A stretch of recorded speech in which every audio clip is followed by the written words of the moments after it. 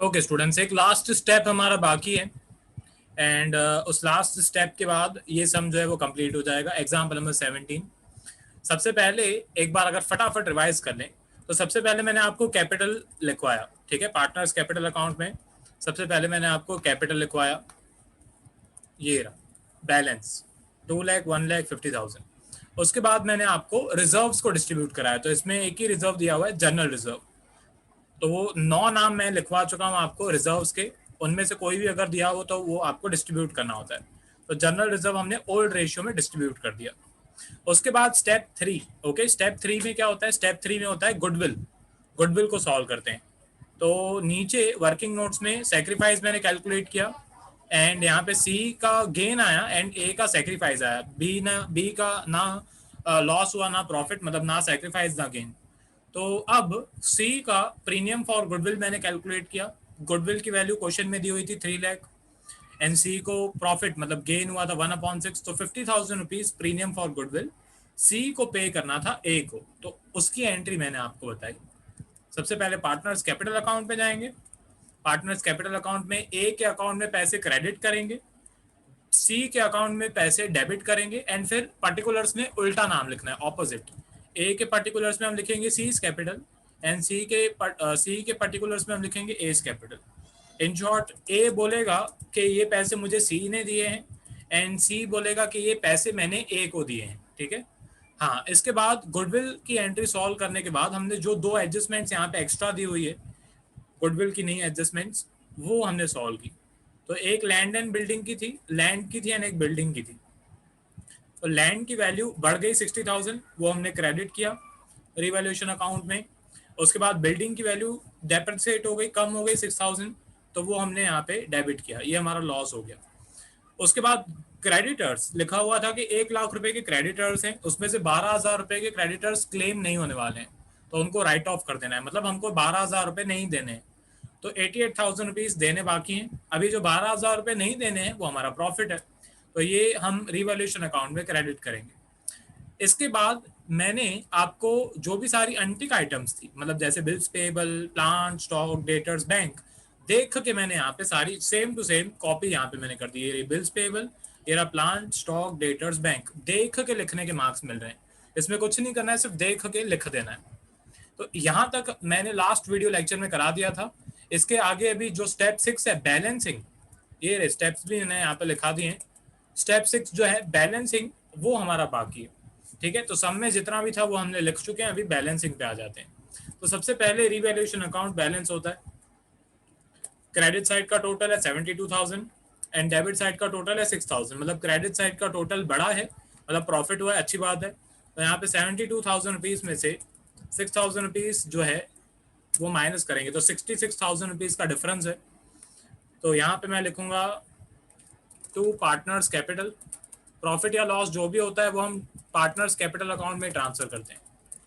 यहाँ पे मैं लिखूंगा ए बी सी। अब ये जो भी प्रॉफिट होता है या जो भी रिजर्व्स होते हैं ना, वो हमेशा old partners old PNL ratio में डिस्ट्रीब्यूट होते हैं, इनमें कभी भी कंफ्यूज नहीं होना। तो 66,000 मल्टीप्लाई बाय इनका जो ओल्ड रेशियो था वो था 3:2:1। तो 66,000 मल्टीप्लाई बाय 3/6, 33,000 रुपीज प्रॉफिट मिलेगा ए को। उसके बाद 66,000 मल्टीप्लाई बाय 2/6, 22,000 रुपीज प्रॉफिट मिलेगा बी को। एंड जो बच गया, मतलब 66,000 मल्टीप्लाई बाय 1/6, 11,000 रुपीज मिलेंगे सी को। अभी यहाँ पे हुआ रिवैल्यूएशन अकाउंट में हुआ डेबिट, तो पार्टनर्स कैपिटल अकाउंट में ये होगा क्रेडिट 33,000, 22,000 एंड 11,000। यहाँ पे मैं लिखूंगा बाय रिवैल्यूएशन अकाउंट, ब्रैकेट में यहाँ पे आपको लिखना है प्रॉफिट, ठीक है। टीचर को पता चलेगा ये प्रॉफिट की अमाउंट है। तो रिवैल्यूएशन अकाउंट हमारा टैली हो गया। उसके बाद पार्टनर्स कैपिटल पे आ जाते हैं। पार्टनर्स कैपिटल अकाउंट की मैं गारंटी लेता हूं कि हमेशा क्रेडिट साइड का टोटल बड़ा ही आएगा, ओके। पार्टनर्स करंट अकाउंट की बात अलग है। पार्टनर्स का यहाँ पे कौन सी मेथड, कैपिटल की कौन सी मेथड का यूज हो रहा है? फ्लक्चुएटिंग कैपिटल मेथड का यूज हो रहा है। फ्लक्चुएटिंग कैपिटल मेथड में हम कैपिटल अकाउंट बनाते हैं। क्वेश्चन में आपको बताया हुआ था कि पार्टनर्स कैपिटल अकाउंट बनाना है, ओके, इससे मैं समझ गया कि यहाँ पे फ्लक्चुएटिंग कैपिटल मेथड यूज हो रहा है। अगर क्वेश्चन में लिखा हुआ हो कि यहाँ पे फिक्स्ड कैपिटल मेथड का यूज होगा तो ये सम कैसे सॉल्व होगा वो भी मैं बताऊंगा। उसमें फिर क्या, एक करंट अकाउंट एंड एक कैपिटल अकाउंट अलग अलग बनाना पड़ेगा। कैपिटल अकाउंट की मैं गारंटी लेता हूँ, इसका क्रेडिट साइड का टोटल हमेशा बड़ा ही आना चाहिए। अगर आपका कभी डेबिट साइड का टोटल, पार्टनर्स कैपिटल अकाउंट का टोटल कभी बड़ा आ रहा है, मतलब आपने कुछ ना कुछ लोचा किया है। ठीक है, तो यहाँ पे स्टार्ट कर दें। इनके जो बैलेंसेस हैं, सबसे पहले तो बॉर्डर में बना देता हूँ, single line double line.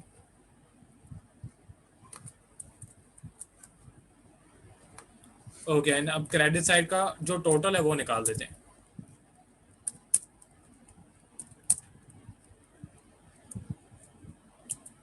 Okay,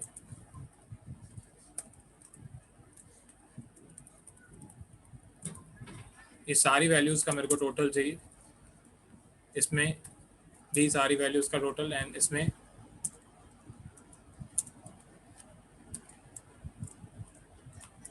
ये सारी वैल्यूज का टोटल चाहिए। ओके, तो ये टोटल आ गया। यही सेम टोटल मैं यहाँ पे भी कॉपी कर दूंगा।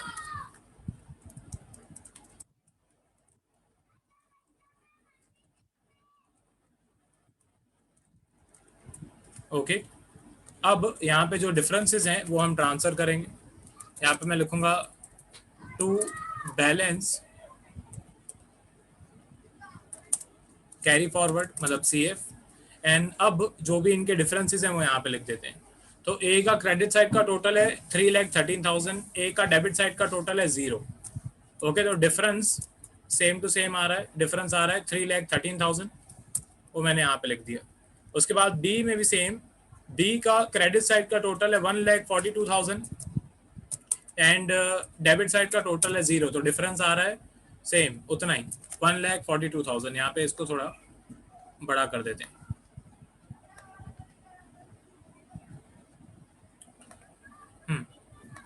उसके बाद सी, सी का डेबिट साइड का, सॉरी क्रेडिट साइड का जो टोटल है वो है 71,000 एंड डेबिट साइड का टोटल है 50,000। तो 71,000 में से 51,000 माइनस किया तो बाकी 21,000 जो है वो आ रहा है। ये बैलेंस हमने फाइंड किया, यहाँ पे मैं क्वेश्चन मार्क लगा देता हूँ। ओके, अब ये जो बैलेंस है पार्टनर्स कैपिटल का, पार्टनर्स कैपिटल अकाउंट में हो रहा है डेबिट, बैलेंस शीट में लायबिलिटी साइड पे जाएगा, मतलब क्रेडिट साइड पे जाएगा। यहाँ पे मैं लिखूंगा पार्टनर्स कैपिटल अकाउंट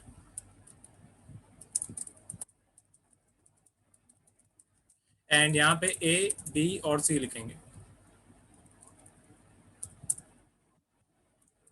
एंड इनका जो भी यहाँ पे कैपिटल की वैल्यू है वो मैं अंदर लिख दूंगा बस सबसे पहले। तो ए का जो बैलेंस है वो है 3,13,000, जो बैलेंस है वो यहाँ पे लिखेंगे 3,13,000। उसके बाद बी का जो बैलेंस है वो है 1,42,000, वो भी मैं यहाँ पे लिख देता हूँ 1,42,000।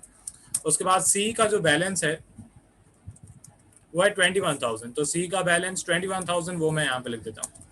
अब इनका टोटल आउटर कॉलम में आएगा, मतलब 3,13,000 प्लस 1,42,000 प्लस 21,000, तो टोटल ज़्यादा जीरो लग गए मेरे से, हाँ यहाँ पे ज़्यादा जीरो लग गए। ओके, तो टोटल 4,76,000 आउटर कॉलम में आ गया। बैलेंसिंग कंप्लीट हो गई। अभी moment of truth, balance sheet tally होनी चाहिए। ओके, लास्ट में अगर बैलेंस शीट टैली नहीं हो रही है मतलब कुछ गड़बड़ है, तो अभी यहाँ पे balance sheet asset side and liability side का जो टोटल है वो इक्वल आना चाहिए। अब एग्जाम में, एग्जाम की अगर मैं एक आपको टिप दूं, ओके, शायद आपने पहले भी बहुत बार सुनी हो, एग्जाम में क्या करना चाहिए। ठीक है, एग्जाम में आपको एसेट साइड का टोटल निकालना चाहिए। एसेट साइड का टोटल आ रहा है 6,04,000, एसेट साइड का टोटल लाइबिलिटी साइड पे आपको लिख देना चाहिए डायरेक्टली। ठीक है, क्यों मैं ऐसे बोल रहा हूँ, क्योंकि एग्जाम में अगर आप अपना आंसर चेक करने बैठ गए, ये पूरा सम आपने सॉल्व किया एंड फिर आप अब आंसर चेक करने बैठ गए कि टैली हो रहा है कि नहीं, एंड फिर एक बार आपको पता चल गया कि टैली नहीं हो रहा है, तो फिर आप क्या करोगे, उस मिस्टेक को ढूंढने की कोशिश करोगे, दिमाग में वो बात बैठ जाएगी एंड फिर बाकी पूरे पेपर में उसका असर पड़ेगा। इसीलिए हम हमेशा, मैं हमेशा, सर हमेशा, जितने भी हैं सब यही आपको एडवाइस करेंगे कि एसेट साइड का टोटल लाइबिलिटी साइड पे लिख दो एंड सम को छोड़ दो। हाँ, बाद में अगर आपको टाइम मिलता है तो चेक करना चाहिए। बाद में जब आप चेकिंग का टाइम मिले, आप पूरा पेपर आपका कंप्लीट हो गया है, ओके, आपके पास चेकिंग करने का टाइम है, तब आपको चेक करना चाहिए कि टैली हुआ कि नहीं, एंड मिस्टेक है तो आपको सॉल्व करनी चाहिए। पर जब आप एग्जाम में सम करो, एसेट साइड का टोटल निकालो, लायबिलिटी साइड पे लिख लो, छोड़ दो सम को। ठीक है, अभी चेक कर लेते हैं कि टैली हुआ कि नहीं। तो एसेट साइड का टोटल है 6,04,000। अभी लायबिलिटी साइड का टोटल भी निकाल लेते हैं, तो लायबिलिटी साइड का टोटल भी आ रहा है 6,04,000। यहाँ पे लायबिलिटी एंड एसेट साइड का टोटल इक्वल आ गया, मतलब सम हमारा एकदम परफेक्ट सॉल्व हुआ है। अब मैं एक बार पूरा स्क्रॉल कर देता हूँ, ये लॉन्ग सम है, ठीक है। एंड लॉन्ग सम्स में अगर बात करो तो ये थोड़ा शॉर्ट सम है, मतलब ये है लॉन्ग सम पर थोड़ा छोटा है। एडजस्टमेंट्स आपको दो तीन ही दी हुई है, उसमें भी एक एडजस्टमेंट तो सिर्फ इंफॉर्मेशन है, गुडविल की वैल्यू है। तो ऐसे सम्स एडमिशन, रिटायरमेंट, डिसोल्यूशन में आते हैं, एंड उनका यही सेम फंडा होता है। तो ये आपका एग्जाम्पल नंबर 17 है। ये उसके स्टेप्स हैं, ये स्टेप्स अपने रूल्स वाले पेजेस पे लिखना प्लीज। 6 स्टेप्स हैं कैसे सॉल्व करते हैं, हर एक सम में मैं यही स्टेप्स लगा के सॉल्व करता हूँ। उसके बाद पॉज करके लिखते रहना प्लीज। आगे बढ़ते हैं, यहाँ पे रिवैल्यूएशन अकाउंट, ये रिवैल्यूएशन अकाउंट है, पॉज करके लिखते रहना। उसके बाद ये है partners capital account, okay, pause करके लिख लो। एंड उसके बाद ये है नीचे बैलेंस शीट। ठीक है, अब इस सम के लिए क्योंकि यहाँ पे मैंने सब कॉपी करके रखा हुआ है सब कुछ, तो आपको कैसे बनाने हैं अपनी बुक्स में ये अकाउंट, में वो भी बता देता हूँ। सबसे पहले आपको रिवैल्यूएशन अकाउंट बनाना है। रिवैल्यूएशन अकाउंट के नीचे आपको पार्टनर्स कैपिटल अकाउंट बनाना है, एंड फिर दूसरे पेज पे, मतलब आधे पेज का रिवैल्यूएशन अकाउंट, आधे पेज का पार्टनर्स कैपिटल अकाउंट, एंड उसके बाद ये बैलेंस शीट। इस तरीके से आपको बनाना है, ठीक है। जैसे मैंने यहाँ पे बनाया हुआ है वैसे नहीं, ठीक है, वैसे नहीं बनाना प्लीज। रिवैल्यूएशन अकाउंट के नीचे बैलेंस शीट नहीं बनाना, ओके। वो मैंने यहाँ पे कॉपी पेस्ट किया हुआ है क्योंकि ये कॉलम्स वगैरह मेरे को चाहिए थे। तो आपको कैसे बनाना है, सबसे पहले रिवैल्यूएशन अकाउंट, उसके नीचे आपको पार्टनर्स कैपिटल अकाउंट बनाना है, एंड उसके बाद दूसरे पेज पे बैलेंस शीट आपको बनानी है। इस तरीके से आपको सम सॉल्व करना है, ओके। तो बैलेंस शीट, ये बैलेंस शीट भी चलो यहाँ पे पॉज करके बना लो। एंड उसके बाद ये वर्किंग नोट्स, ओके। तो ये आपका सम हो गया, एग्जाम्पल नंबर 17।